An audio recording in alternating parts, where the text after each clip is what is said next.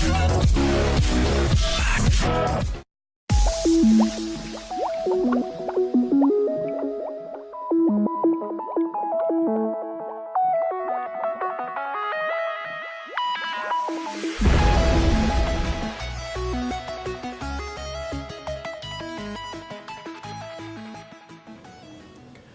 first step to using your Foldscope is inserting the slide.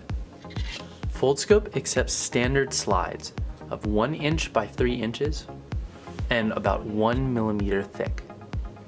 And it can accept glass slides or paper slides that you can make yourself.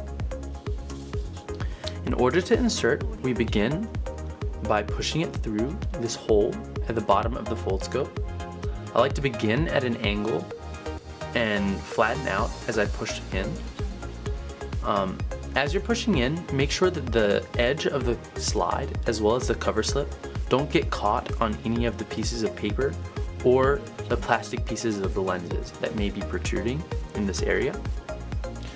When you get to the top, you're going to have to insert the slide through a tight slit. If we flip the Foldscope over and I zoom in, you can actually see a slit right here, and this is where the Foldscope is gonna exit as you push it through. Now this part may be difficult the first time, but should get easier over time as the slit loosens. So we're gonna push it through the slit and continue until the sample is in the center of the slide stage, such that you can easily navigate it with the lens.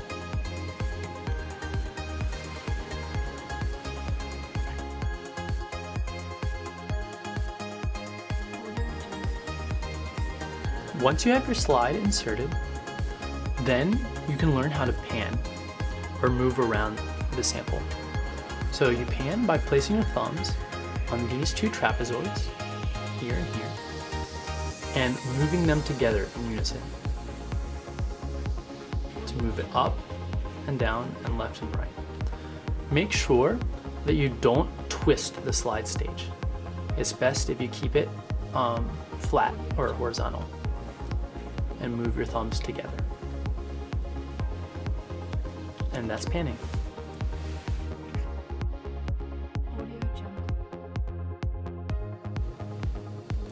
Now let's look at focusing. Focusing is achieved by placing your thumbs on these two tabs and either pulling your thumbs apart while keeping the Foldscope flat or pushing your thumbs together while keeping the Foldscope flat. What this does is it flexes the strip that goes from one thumb to the other thumb that holds the lens. And when you flex the strip, it moves the lens closer to or further away from the sample, which brings it in and out of focus.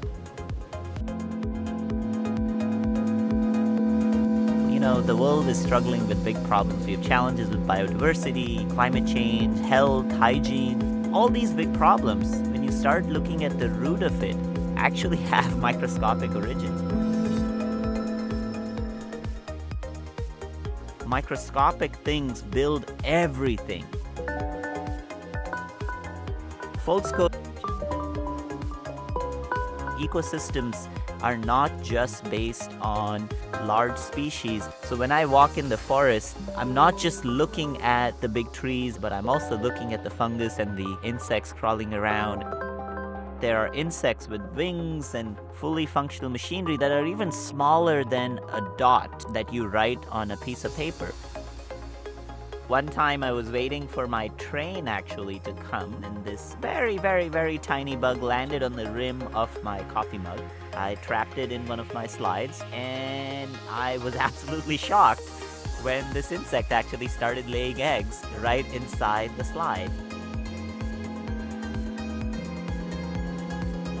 The resources that were dedicated in that insect just for production for progeny is really everything. That teaches you something a little about why life is so resilient. It's just such an immense opportunity to come to this world and not know. It's not just for scientists to figure out how the world works. That is truly actually a passionate thing that we all start with. We all start by being curious about the world.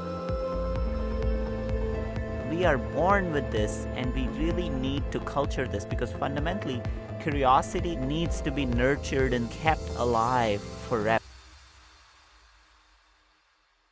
Audio Jungle.